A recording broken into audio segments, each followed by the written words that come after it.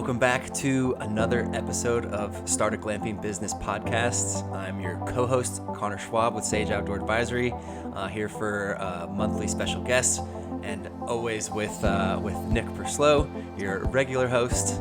And today, I'm very excited about the episode that we have today because it's a dear friend and mentor of mine for quite a long time now, 5+ years, and that is Blake Smith, the CEO and founder of Walden Retreats in Austin, Texas. And he's been a good friend of mine and has created a really incredible business and really pioneered the Austin glamping market, which has gotten a lot of attention.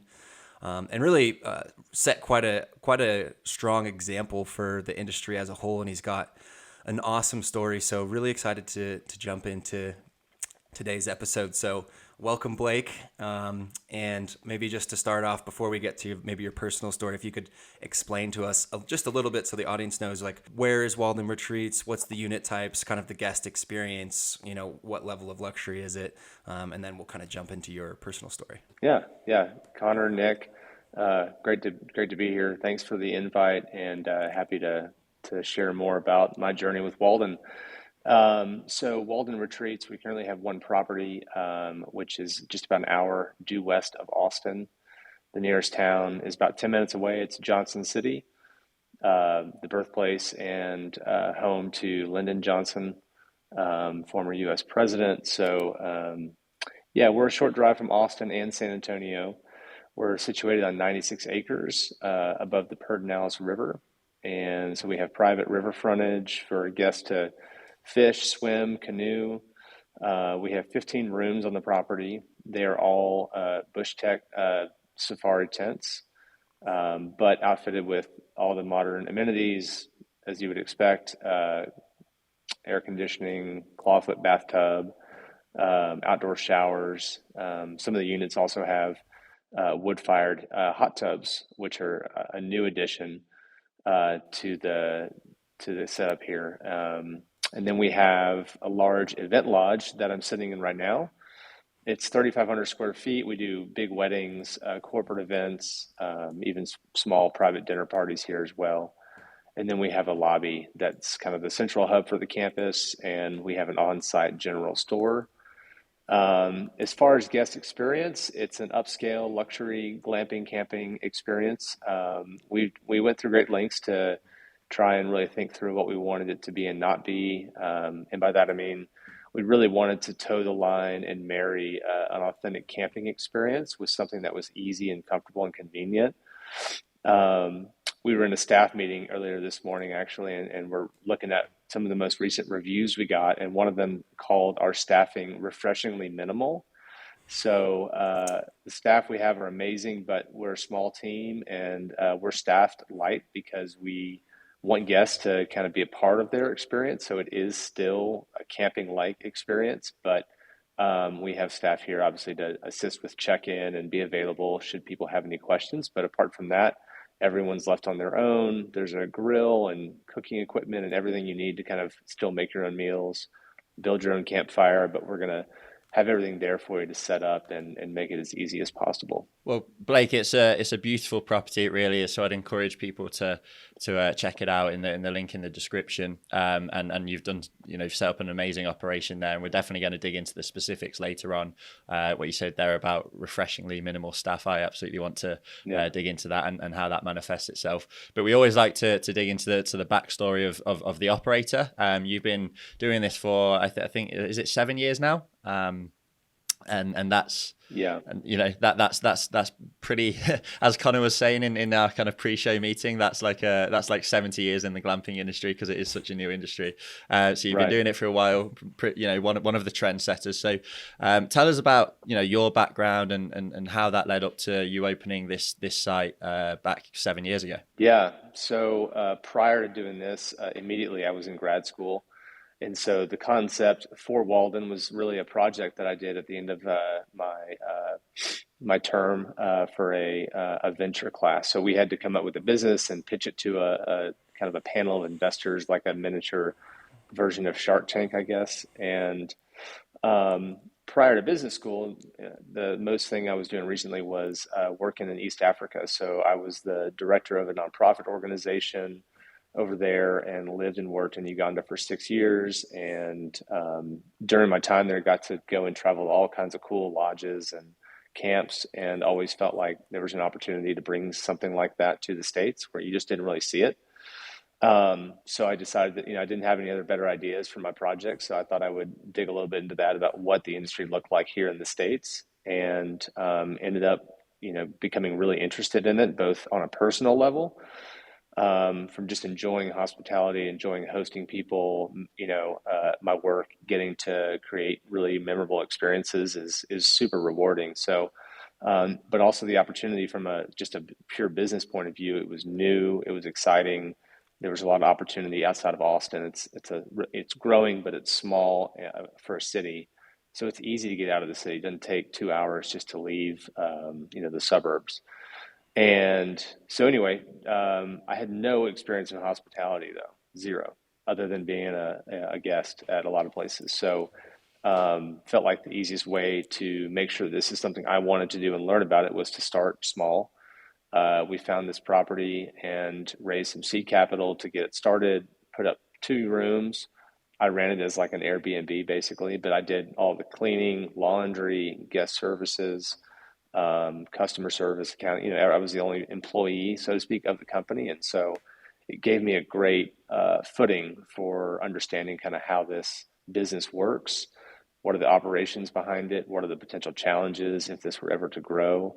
And gave me a great kind of game plan to then grow the business from there. Love it. And to give the audience a little bit of context, actually, Blake and I went to the same MBA program. He was the class ahead of me. Right. So I came into the program and was interested in glamping as well.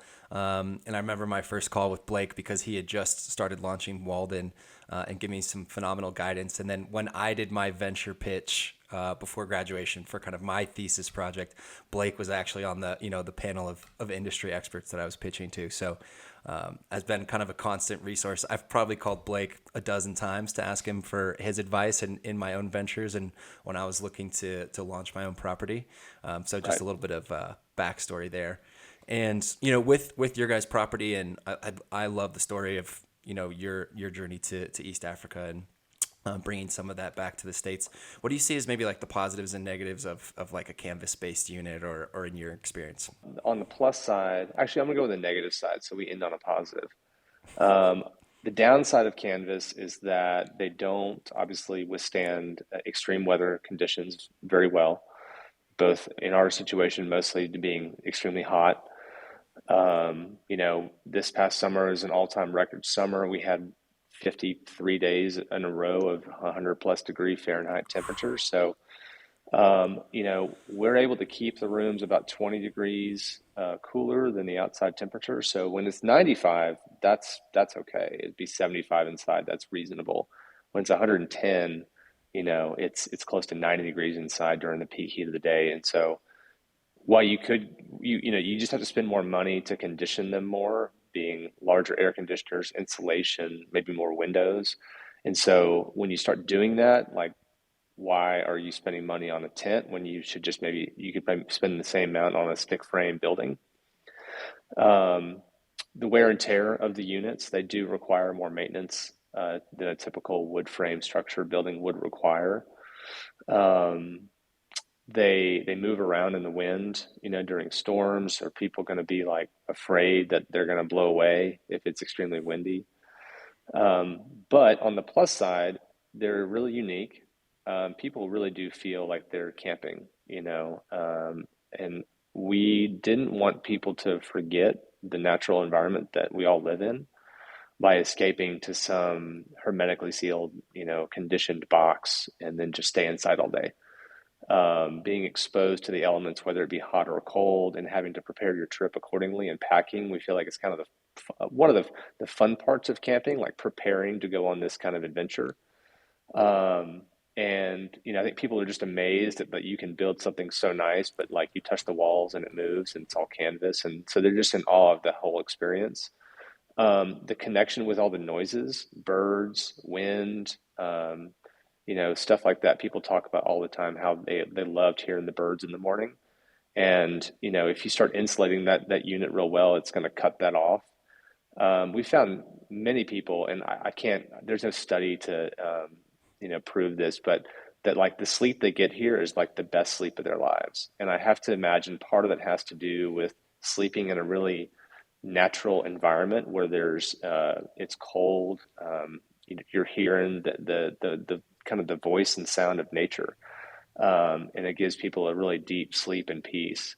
And so I think those are a lot of the pluses that we feel like are worth maybe some of the trouble that a more traditional structure would not require. Yeah. Hi everyone, Nick from Glampitect North America here, and I've just got a very quick message to announce some extremely exciting news. Since launching in July 2022, Glampitect North America has made a name for itself in the North American glamping industry.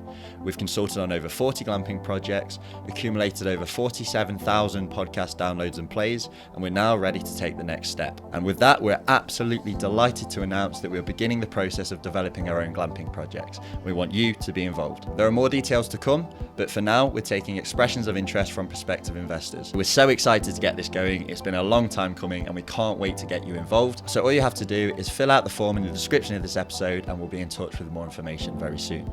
We can't wait to hear from you and we'll speak to you soon. Bye-bye. I love that. And that's so eloquently said. And I certainly can relate a lot of that to kind of myself and my own interests. And in terms of your journey from when how did you find the land? How were you able to purchase the land? Was it equity? Was it debt? And then same with your phase one and then your phases of expansion as well. Right.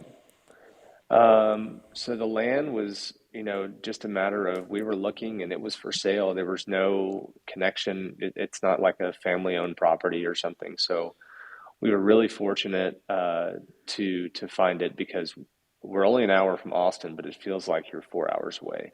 We're kind of at the end of a dirt road that terminates right past our gate, and so there's no reason for anyone to come back here unless they're going to Walden or a neighboring property. And so that gives people a lot of like kind of a cool like where are we going? Kind of back hidden away, and it's very private and secluded. But when we bought the property, I mean it was rough. I mean there was nothing here. There was a bit of a trail. I wouldn't really call it a road. No utilities. So it was extremely raw. And so it required a lot of vision and I think risk taking on my part to see what it could be. If we cleared trees and brush here and, where the roads could go and be able to see the land and see how it could be developed in a minimal way that still provided, access where we needed it, but tried to preserve what made it so special. We acquired the property in 2017. We raised a round of equity and also a loan from a regional bank here. And the pitch to investors was this is a growing industry. There are some properties that are performing well, but they're small. And we just want to build 2 rooms. Well, that's not a business, that's a hobby. I think anyone who knows anything about business would know that. But it was a way for me to prove the concept, for me to learn about what it takes to run it. And if it doesn't work out, then we've acquired a land that's in one of the hottest real estate markets in the U.S. We've improved it. We've brought utilities to it. We've improved roads, and we've added 2 small rooms that could be like guest house for someone who wants to buy this property as their private kind of weekend ranch. And so I think always, if you're going to stage and tier it in like we did, you always have to have like, well, what would someone want to do with this if we sold it, and kind of having that in mind. So, that's kind of really how we got started with just the first 2 rooms. Got it. And I love that story, and it's such a good story of bootstrapping. Our MBA professors would certainly be proud in learning the customer. If you're open to sharing, how much did the property cost to purchase originally, and then how much did the kind of horizontal infrastructure in terms of putting in the roads and the utilities? I think you guys are connected to municipal power and then well water, if I remember correctly. So the first phase 1, with just 2 rooms, the property was 1.35 million for 96 acres, so roughly around 13,000 or 12,500, I believe, an acre. And then we spent around 700,000 developing the roads, the first units, the utilities, the septic system. So, there's a high cost to entry, high fixed cost to developing anything, where whether you're putting in a septic tank that serves 2 rooms or 50, there's going to be a lot of fixed costs involved. So, development costs can be high in our area because it's super rocky. So just something to keep in mind. But I think something for other people to think through is like, what's the MVP? Like, what's the minimum viable product you can develop and the most cheaply way you can do it? And water was a big problem or a big question mark to figure out. Like, if we drill a well and we serve 2 rooms on it, then if we ever expand, that well will be obsolete because we won't be allowed to serve the public with a well over a certain size. In Texas, you start serving more than, I think it's 25 people a day, more than like 60 days a year, and you have to have a well that's permitted by the state, and it's a lot bigger. It's much more expensive. It's got to have a chlorination system and all that. So we said, all right, we're just going to buy 2 nice looking metal, like stainless steel water catchment tanks. And there's a water hauling service we can pay to have them fill it up. And we have a little pump that, draws water from the tank and provides it for the room. And it was risky because we had to keep a close eye on how much water was being used. I mean, it's 1,500 gallons per room, but it also told us how much water people use and allowed us to really understand kind of water usage needs going forward. So, but that was an example of a way to do something kind of temporarily, somewhat cheaply, and not develop infrastructure that will become obsolete if you ever expand beyond it. Was that a little intimidating from day one, having to essentially go into a project that needed $2 million worth of infrastructure in terms of buying the land, but also, the horizontal infrastructure, as you said? Was that a lot of people, if that was their first, hospitality project, would be like, I want to try something a little bit easier and cheaper with less risk? Did that ever cross your mind, or were you confident going into it from day one? Well, yeah, but I think this property was so spectacular that again, it's like we're improving the land. So if this doesn't work out, the downside of risk was we sell the property. This isn't a software company where like the software just becomes like zero. There's obviously risk to it, but not to the point where, we weren't going to recover any of our money, if not always make money. And so I think that really offset it. And again, once investors saw the property, saw the vision for it, were able to come here, they were like, this will work. If you can figure out how to do this and get your cost basis, down, like this will work. So yeah, no, it was intimidating. I mean, there's 50 things that are going to come on my plate tomorrow that I don't have the answer to. But I think for anyone who enjoys problem solving and enjoys kind of trying to create something from nothing, then that's just part of it. Yeah, I think that was one of my biggest takeaways from you in general, Blake, was your, I was like, yeah, what about 2 million into the land? Like, how scary is that? And you're like, well, we're improving the property value. The chances of us losing money on this investment to improve the property is very low. And it's actually more likely that we'll make money for doing this. If we went and sold it in the market, if for whatever reason Walden didn't work out, you could go sell it in the market, and the downside risk was pretty low. And I think that's a good thing for people to keep in mind. In terms of the capital raise, I think you mentioned, could you tell us about, raising equity, raising debt, how that process went? So we raised, I believe, 700,000 or 700 and change of equity from friends and family. Just a matter of putting a well thought out plan with also like what happens under scenario A, B, and C. I wouldn't recommend someone do something like this if they don't have confidence in their ability, whether it be their network or just their ability to be a great connector and have a business plan and make the sale, so to speak. So I knew that was something that, based on kind of just where I had grown up, people that I knew, that I had connections that could at least give me a conversation into someone's office. And if you don't have that, I'd say it's just going to be really hard to start as a complete unknown. No one knows your name. No one knows who you are. No one knows what you've ever done.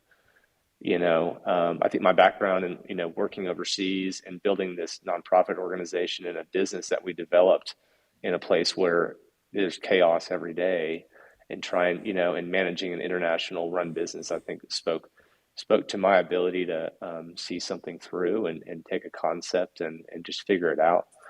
So I think on the fundraising part, that's just all things you have to really take inventory of before you endeavor to do something like that. And it was still really challenging. It took, I think, 9 months to a year, of a lot of meetings and a lot of, this is cool, but this is not. And again, like, you know, building 2 rooms is not going to make anyone a ton of money. It was more like, this is how we can get started, and you can be the first, part of that, piece of that. And then also speaking to the broader industry. Maybe we develop this down the road and someone wants to acquire us because we've gone through the pain of building out the property. So that's kind of like the long-term play, I guess, for a lot of people wondering about like how you take a small property, and why is it ever going to become of significant value down the road. Yeah. And how did you get that buy-in from, when you're pitching a 2-unit development to start with? Were those initial investors, whatever, were they kind of still involved in the later expansions, or did they have to reinvest, or how did that work, and how did you convince people to go in on what is obviously going to be a very small business that obviously has potential to grow into multiple units? I mean, the answer is there was one investor who is extremely wealthy, who I was able to get a meeting with. He loved the idea. He had traveled to all kinds of places like this in Botswana. So I think on a personal level, he thought, this is cool. This has potential. This is a great piece of property. If it doesn't work, we'll recoup our money. It's a pretty safe investment. And getting your first investor, like everyone kind of wants to know, like, well, who else is involved? And it's a name game to not ultimately, but like it can be very predicated on what other people are involved, how much have you raised so far. That is like the first hurdle to kind of get over, and that can really increase your chances of closing the round once you have some momentum. So, but it was a lot of smaller checks for sure, and so I think we've got now 42 limited partners, and so that can be a lot of relationships to manage on the one hand, but when you're small and just trying to get started, you'll take a check for any amount almost, so yeah. That's great to know, and I think that whole section is just fantastic. Not only for the specific advice, but just to know the experience that you went through, what's required to get something like this off the ground. It's obviously not easy. There can be scary moments, so I think that provides a really good insight. Moving on to the site itself, and starting with the name. I'm intrigued by the name. I'm presuming it's Walden Retreats. I'm assuming it's based on the book Walden. That's right. Yep. It is. So do you want to kind of, I know it's quite a famous book, but it's not exactly like Harry Potter, which everyone will know everything about. So could you just kind of tell us a little bit about the book and the principles behind the book, and then how you blend that into the guest experience at Walden Retreats? Yeah. When I decided to finally commit to, trying to go and start this, the first thing I did, and I had some really great advice from from colleagues, is, develop like a brand book, like what is this new venture? What does it look like? What's the name? What's the logo? I mean, you feel like those are somewhat insignificant things, and they have diminishing return perhaps, but when you're going to go raise money and you have something just kind of like on a white presentation that's just like bullet pointed, and you're trying to pitch someone on like a luxury camping, that's going to require a sense of refinement and expertise, and like your pitch book has to kind of match the product you're selling. And so I went through a branding exercise, hired someone to help me think through the brand, and went through a variety of different names. Something that was, I think, A, there was a website available, so the URL was available. B, was easy to pronounce. And, the icing on the cake would, if it somehow relates to the product or service that we are, then that's, I think the best of what you can hope for. So, Walden, is a book that I read in high school from Henry David Thoreau. He wrote it in 1854. it was kind of a reflection on his experiment. He left Boston and moved out to a cabin in the woods that he built on Ralph Waldo Emerson's property. And so he built this cabin in the woods and lived there for a year. And then the book Walden is kind of his reflection on the importance of slowing down, of living intentionally, of being exposed and living in conjunction with nature. And he went to town. It wasn't like he was living like totally off grid, like all the time. He had friends, and but he spent a lot of time just in the woods, kind of thinking, writing, journaling, reflecting. And so I just felt like that was a very fitting name. From a like it's easy to pronounce and say, and it reflects the type of experience that we're trying to create here. But B, there's a lot of really great poetry that we use as brand content all the time. Things that we want to communicate about what the experience is, that I could never write something as poetic and beautiful as that. And so we get to use that as like brand fuel, in our social media, website, any sort of brand material we have that really, I think, gets people in love with the idea of going and spending a few days like kind of in the woods. Hi friends, this is your host Connor Schwab at Sage Outdoor Advisory. If you're launching an outdoor hospitality project like glamping, then we can help. At Sage, we offer feasibility studies and appraisals. Essentially what that means is we look at the market and your proposed business offering and do an in-depth analysis and financial projections to make sure that your business is profitable. This is something that's very helpful to know before you spend all of your time and resources launching. This is also particularly helpful if you're going to be raising money from a bank or private investors to capitalize your project. They're going to want to see this type of in-depth analysis from an independent third-party specialist. We've done over 250 projects across the US in the last 4 years, so we know what it takes to take a project from concept to reality. If this sounds like something that would be helpful to you, you can go to our website, sageoutdooradvisory.com, and you can schedule a complimentary intro call with one of our specialists. Thanks. Blake, when I'm talking about you, I often characterize you as one of the most thoughtful operators and entrepreneurs that I know, from like every single detail. And I think the name just exemplifies that. And I think out of all the names and founding stories that I've heard, like that story has the most depth and authenticity. And it is really good for the listeners to kind of think about like, hey, like really, really put some thought into this. How many layers can this impact in your business? And I know like you even have the books on all the guest beds, right? So they can read this book that the name is based off of and hopefully inspire them. The last part of making a room is setting the bed with a blanket that kind of goes in the corner, and that copy of that book goes on that blanket. So the guest has to interact with that book. They have to pick it up and move it. Maybe they just put it on a shelf, but it's not a book on the shelf. We thought, no, I want them to maybe pick it up and read a page or two of it.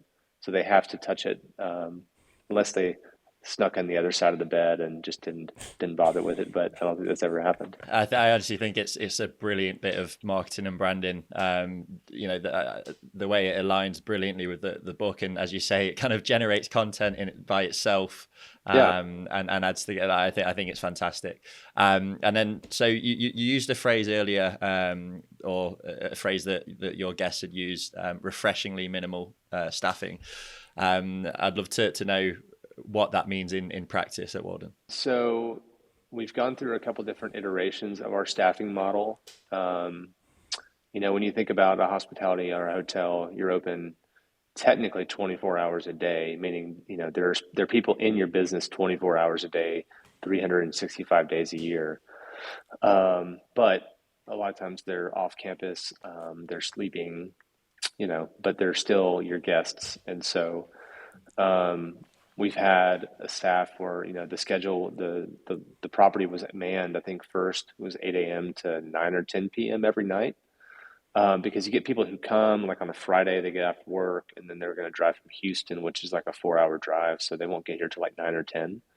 And so, but most people would be here during the typical check-in window of like 4 to 7. And so we've had to shift our schedule. And this is only doing so after learning what the patterns are and knowing, we're only going to be missing 1 or 2 check-ins a week by doing this. But we've cut it down to the lobby is now open 9 to 7. We created a video for how people can check themselves in. if they arrive after 7 p.m. And we're in close contact with the guests. So if they say, "Hey, I'll be there at 7:30," like we'll stay. We want to make that first impression like the best and memorable. So we want our staff to be able to check them in. And when I say check in, I mean just, taking their bags to their rooms, giving them a little bit of a rundown of how the tent is situated, how everything works, because there's some features of our room that people aren't used to, like how the air conditioning systems work, how the grill works. And all that is going to help you not have to answer their phone call at 11 at night when they can't figure something out. So, um, and then seasonally, we're in a pretty seasonal environment, as a lot of glamping properties are. I say we're open. We will 2024. We're going to be open, except for about 6 weeks in the summer. This year it was about 2 weeks we were closed, but we've just seen demand dip so low and it's so hot that we've had to adjust our availability when it's just brutal out here. And so our staffing has had to change. So, bringing in like basically a core set of staff, a general manager, property manager, and then two like guest services staff. And then we also have a full-time director of sales that runs all of our weddings and corporate events.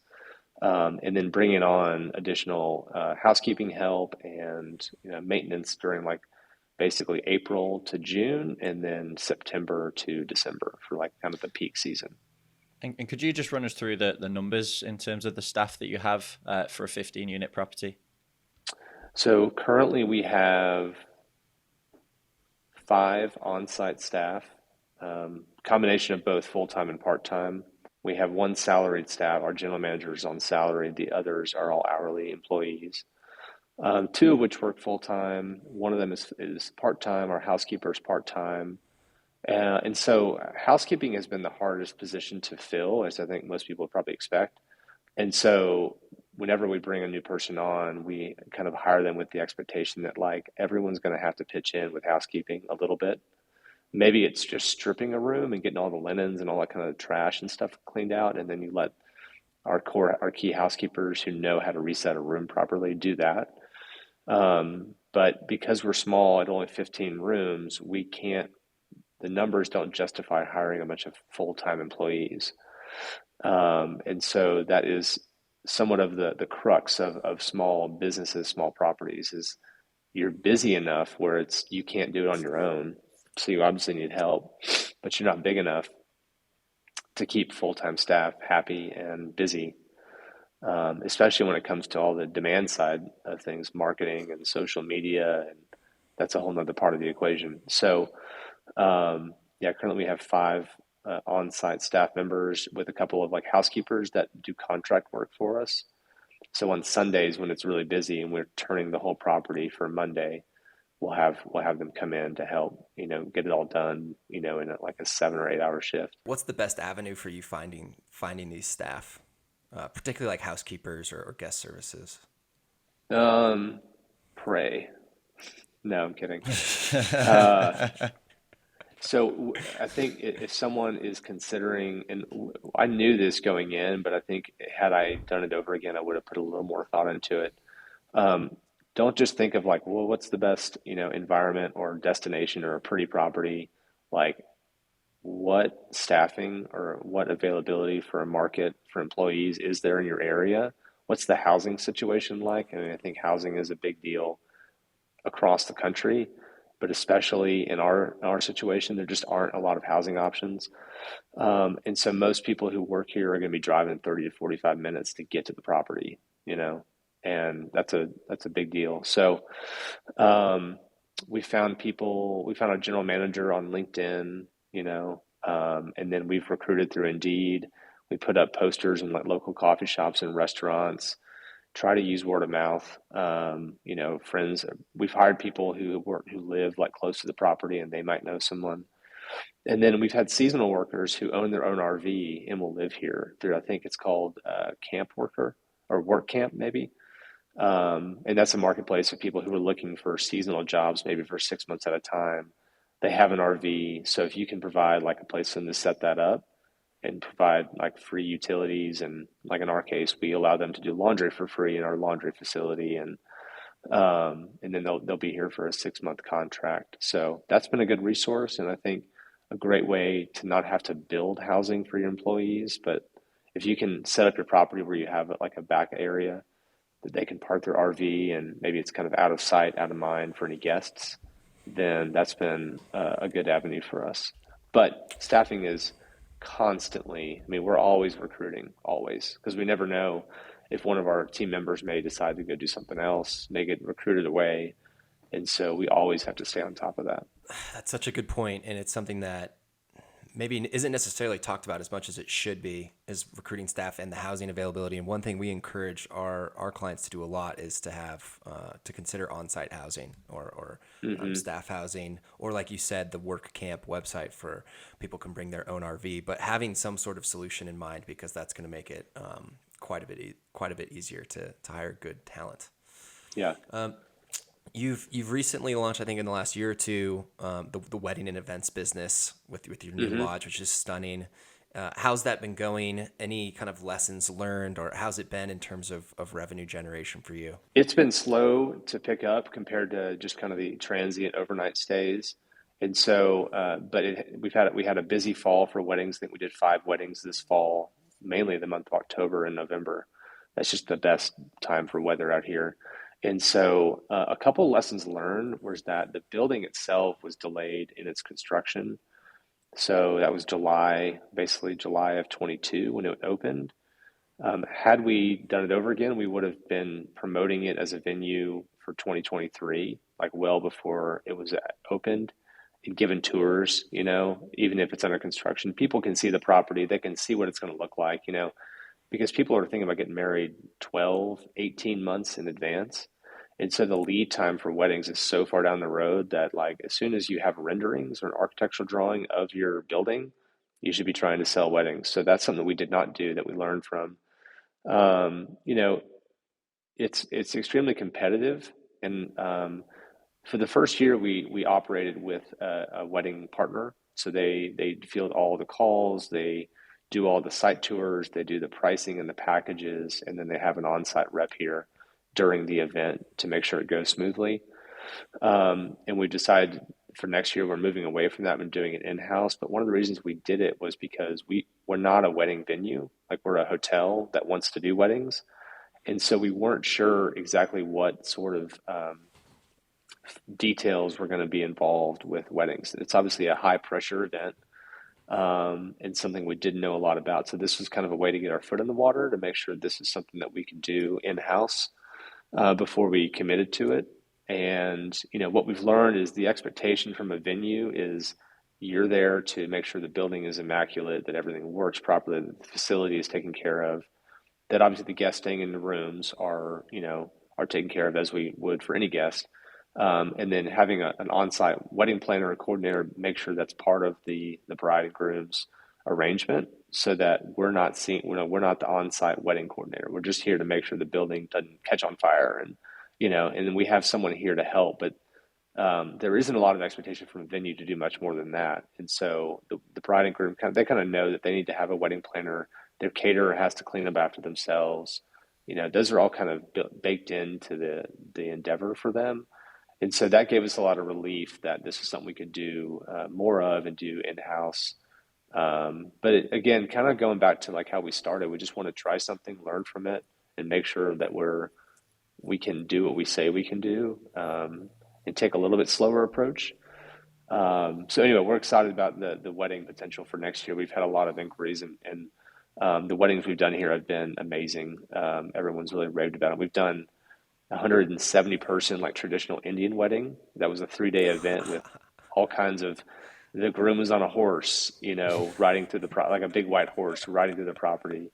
And so to like a smaller kind of 80, 90 person, seated dinner. So, yeah, but it's a special venue. It's very unique. And the fact that we have on-site rooms is great because they can book it for their friends and family and be able to stay here and spend 2-3 days, with them during the wedding, instead of just seeing them the day of and then they're gone. So talk about such an authentic experience, and so unique and beautiful. Like, yeah, that's the dream venue. Yeah. Go ahead, Nick. Yeah, and then one question that I've not really asked on here before, but I'm starting to get a little bit curious about. So I'll let you be the first one to answer it. Is midweek occupancy is presumably more difficult to achieve Right. than weekend occupancy. First of all, do you see that bearing out at Walden? Do you see a drop off in midweek occupancy? And then second of all, do you have any strategies, tips, tricks, etc., to boost that midweek occupancy? Yeah, so we're for sure a weekend heavy destination. Monday, Tuesday, Wednesday are usually pretty slow, especially like January, February, July, August. And I think any hotel struggles with that. That's not unique to luxury camping, or glamping. But strategies around it are, we don't have Wi-Fi in the rooms on a kind of a philosophical basis, but also even operationally, it would be hard to pull off. We just don't have a ton of service providers who could do that. So we have Wi-Fi in the lodge, and the lodge is when it's not being rented out, it's a common area for guests. So for anyone who can work remotely and be out here and be looking at this beautiful vista over the river, we try to promote it as a work remote destination. And then I think the most obvious one is like you just give huge price discounts for midweek. And then your weekends are the delta on the weekend rate might be 2x what it is during the week. And that's just a factor of price and demand. And, people may say, hey, let's go and take a cheaper vacation we can take time off work on a week during the week and take time off that way. You can offer up, buy 2 nights, get a third free. So there's all kinds of specials and promotions that I think you can run. I mean, none that I can say right now with 100% confidence, like that has changed it. It's just a factor of how people live their lives and what their travel schedule is like. So it's something we're always trying to improve, though. And you scored a really exciting partnership with Long Branch Bourbon. Can you tell us a little bit how you were able to how to pull that off and how that came about? Yeah. Well, they actually reached out to us. They were looking to provide kind of an on-site real activation for their customers. Kind of if Long Branch were a destination, what would it be? Where would people go to enjoy their product? And that was reflective of kind of what they wanted people to experience when they're drinking a glass of Long Branch. And so the idea for like creating a Long Branch ranch somehow came up in their brainstorming session. So I don't know how they found us. It wasn't some sort of strategic partnership that I thought up. It was a matter of answering a call and then having a conversation and learning how this could work. So it's really just been for this year. So it'll end at the end of the year. But what it's been has been they've done a number of on-site events for their team for Long Branch, which is owned by Wild Turkey, which is owned by Campari Spirits.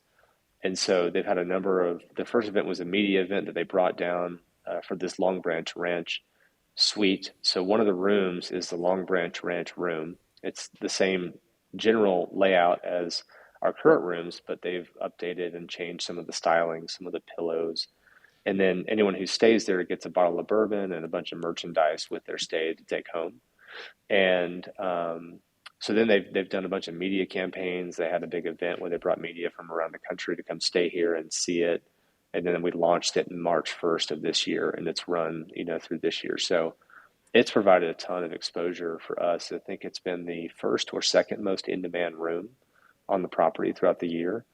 And so it's been a great partnership all around, and has allowed us to give guests something a little bit different than some of the other properties in the area. So yeah, it's been a cool thing to be a part of. So clearly that's, the ongoing effects of that have been really positive for the bottom line of the business. I mean, I'm intrigued by the initial announcement because I think I'm right in saying that Matthew McConaughey was kind of an ambassador for Long Branch at the time. So Yeah. a big media announcement like that really catches the eye. Did that have much of an effect on the business, or was it more the kind of like long-term partnership? No, it did. And so he used to be affiliated with the brand, and his relationship with them ended at the end of last year. And so, but when we launched the campaign, he did a couple things on social media and provided a ton of just recognition and credibility behind it. And then the Long Branch, bourbon is a brand in its own right. So it's, continued to be a great experience, and something that they've brought to the table that we've always wanted to do, but we couldn't really, we weren't ready to do it yet, was on-site experiences. So they found a local restaurant that'll come out and do like a private dinner in your room. And you can book all these on our website, during your stay. There's a mixology class. Someone will come and show you how to make like 3 different bourbon drinks. So some cool That's different awesome. experiences, yeah, that the guests have really, really enjoyed, as kind of a part of the Long Branch brand with Walden. Did you ever get a chance to meet McConaughey? We had a video interview or video call with him, but no, not met him in person. Yeah. Dang. Well, what a cool spark for the business, and I'm sure that that came from like the authenticity behind your experience, and wanting to partner with such a cool property. So good work Right. on that. So Blake, you've obviously set up an amazingly successful glamping business, gone through the hard times. You're kind of hopefully reaping the rewards now. Do you have any plans for the future, whether it's on this site in particular or potential, multiple locations in the future? Yeah. Well, I would hesitate to say amazingly successful, perhaps moderately. I think one thing that we're still figuring out is, we'll operate at about 50% occupancy this year, which is about what we expected, but from a hotel perspective, that's on the lower end. But again, it kind of speaks to the midweek occupancy. It's really hard to find to fill rooms, Monday, Tuesday, Wednesday. And so, that's something that we still have a lot of opportunity and potential to grow from, but also just the limiting factor of our size of 15 rooms and all of the fixed costs we have to incur. And so we are currently working on plans to expand this property with more rooms. We have 96 acres for 15 rooms. We obviously have a ton of space to do it. So that'll be kind of our phase 3. And it'll include a more family-friendly area, a bit of a lower price point, and we hope to include some common area facilities like a pool and not a spa, but like maybe a sauna and, kind of a serve yourself kind of relaxation destination there. So a lot to figure out with that, but going from like 2 to 15 to then maybe 30 or 40 here in the next year or so would be really exciting. But I think if you're not an experienced operator and you don't have a ton of credibility from can I build and run something? It's gonna look like that in my experience. So you're gonna have to phase it in. Fortunately and unfortunately. Fortunately, you get to learn a lot, so you don't make too many mistakes, and it helps, allow you the flexibility to make adjustments the next time around. And you haven't built a 90-room hotel and didn't provide enough bathroom facilities or something, But yeah. I don't even know if I mentioned this earlier on in the podcast, but I really hope that, or I'm looking forward to your next expansions. Our company, Sage, had the pleasure and privilege to do the appraisal to get the loan for some of the expansion, and it's such a cool project for us to get to work on. And I know we put like Blake's company on our website and basically just try to piggyback off the great brand that he's created. So really looking forward to the next sets of expansion. Yeah, no, Sage has been a huge key to our success to get the deal done. So hopefully we'll be having more conversations about that in our expansion. And Blake, I'll close off my line of questioning with the question that we ask every operator. Always the same. Well, I say it's almost the same answer. The last guy that we asked this to gave not quite the enthusiastic answer that we usually get. But are you happy with your decision to start a glamping business? Yes, 100%. But I'll say the things that are challenges first, and I'll say the things that I love about it. The challenges are just, all the problem solving. How are you going to do utilities? How are you going to staff it? So many tens of thousands, it seems like, decisions that have to be made, and you can't outsource them. Like, you have to be on top of it. You have to understand everything about how the business looks, feels, touches, runs, lives, and breathes. And that can just be kind of exhausting sometimes. The demands that it can put on me and my family with my work schedule can be, it's not that the amount of hours are insane. It can be at times for sure, but it's more of the unpredictability of the schedule. Someone called in sick, so I have to cover for them, maybe at the front desk, So things like that I think anyone just needs to really take inventory of, just like running any small business where like you're the key decision maker and you're the key, you're the quarterback. And without that, like the team doesn't go. And so, but on the plus side, like what I get to do and what I've been fortunate enough to do and be around a lot of amazing team members who make this place what it is. And people like have amazing things to say. We have a guest book in every room and we get to go read what people write. And it's insane what people say about a place that you got to create and build for them, and how it was the best 2 days they spent with their spouse. We had one couple said they were really thinking about getting a divorce, and they came and stayed out here and were able to really like think through it and reconnect, and were able to kind of mend ties again. So like that's almost priceless, to be honest with you. So for all the challenges that it's brought immensely more rewards for sure. Connor, you remember this quote from business school? The chance to work hard at something, or the chance to look back at your life with satisfaction, is to live twice. Something to that effect. Yeah, I think it's written on the wall. Yeah, and so I always kind of took that to heart. Like I want to do something that I believe in, that's meaningful, that I can always look back on and have a lot of satisfaction beyond just whatever it did to my bank account, And so. Anyway, it's been a hell of a journey for sure, and it still is today. So we're still kind of in the middle of the muck, so to speak, but it's been super rewarding in many ways. Amazing. That's incredible. And what a story about that couple as well. Very cool. I know. I think that probably happens a lot more often than people would think. But I've heard similar before from another operator. Yeah. So glamping is healing the world's marriages. Clearly, that's right. I know. Is there anything that you would like to ask the audience in terms of Walden and next steps? And then if so, how could people get in touch with you? I would say we currently allow kids 8 and older. We experimented with allowing all kids, and it never worked well. But what are the key things from any families out there who would love to take their kids to some sort of glamping experience that they would like to have, whether it's a crib or, I've got 2 young boys, so I kind of have an idea, but I'd like to know from the broader audience what they would want and what are the things that are most important to them from a family perspective. And how can they get in touch if they have the answers? Yeah, they can just email me. So B Smith, B as in Blake, Smith at waldenretreats.com. Awesome. So if anyone wants to offer their feedback of, if they've got a family and want to share with Blake what would be really important to them on a glamping trip, go ahead and shoot him an email and let him know.